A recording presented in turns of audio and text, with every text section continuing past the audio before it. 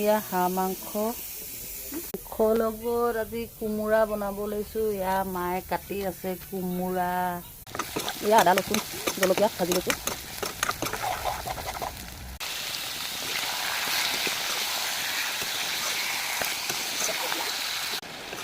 ইয়া মছলা দি কালি মছলা দি ভাজিছোঁ।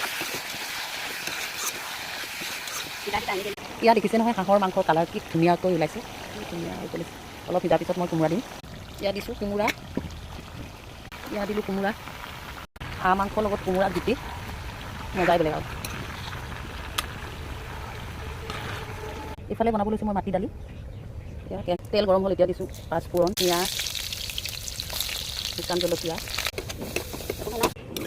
মাটি দালি হাঁহ কোমোৰা ৰেডি মোৰ।